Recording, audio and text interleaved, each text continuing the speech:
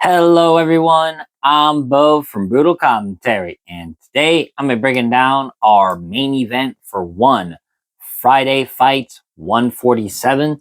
So this is actually gonna be a special event.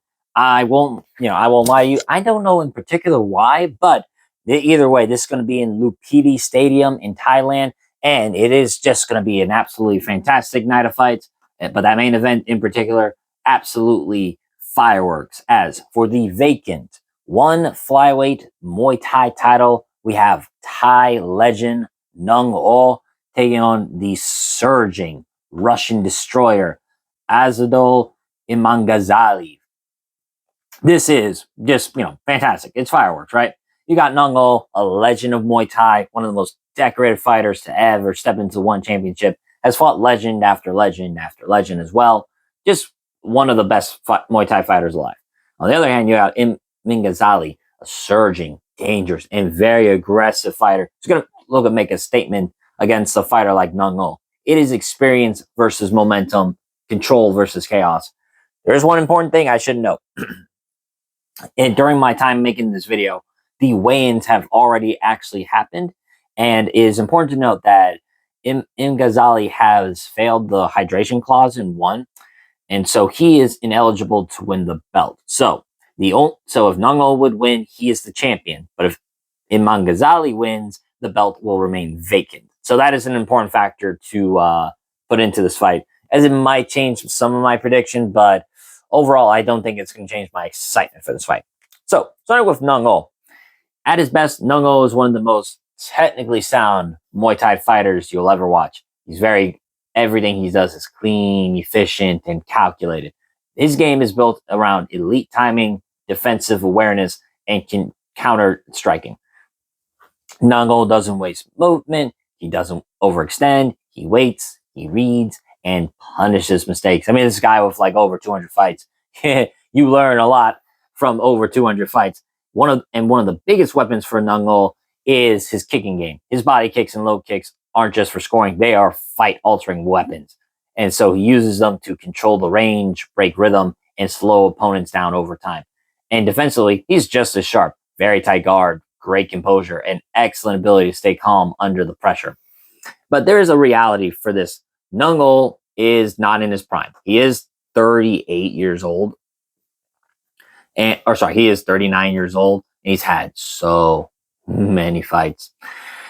So, and while Nong-O is still incredibly skilled, the speed isn't quite the same, the reactions aren't as sharp, and against a younger, aggressive, and faster fighter, that could be a real factor, because Muay Thai is unforgiving, especially at this level. Now, granted, we've seen legends like Superlek, Senshai, continue at an advanced age in his career and still make you look like an absolute fool while smiling. So I don't necessarily think just because of the age, Nong-O is completely out of it, but it is important to know that he is 39. Now, looking at Imam Ghazali, he is one of the best young phenoms in Muay Thai right now. He's only like 22. He has been surging. He's been beating a lot of great Muay Thai fighters. He's very creative, fast, powerful, aggressive, and overwhelms his opponent. Usually speaking, Imam Ghazali, he enters the flow.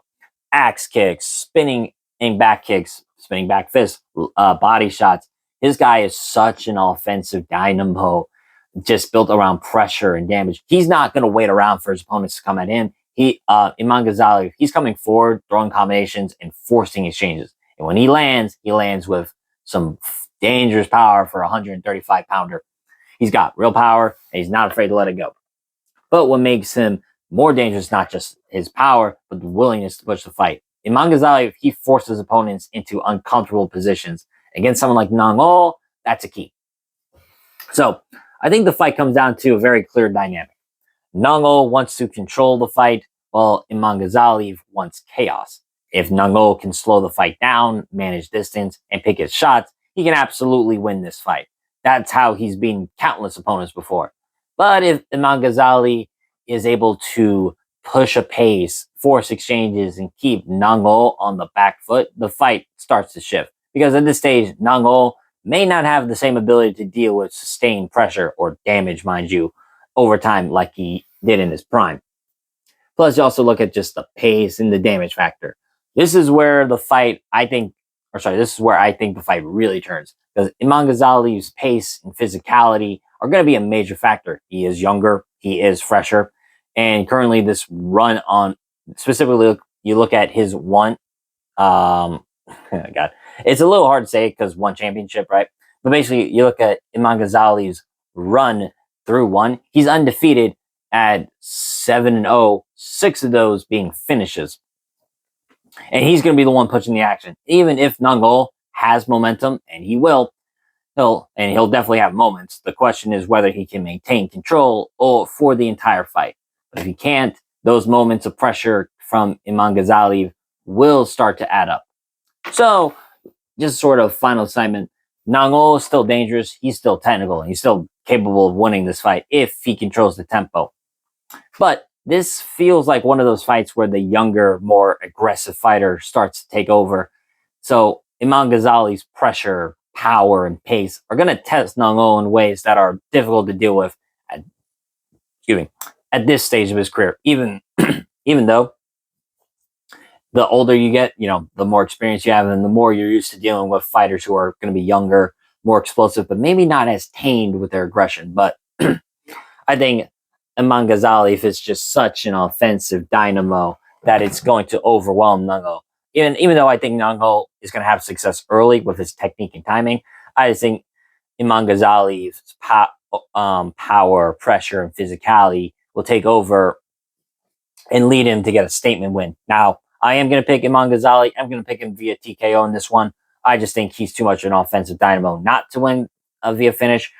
But I understand that, maybe mentally where's his head out because he's not going to win the belt if he wins because he missed weight. But I think he's still going to get the job done. So once again, I'm picking Imangazaliev and I'm picking him via finish in this fight.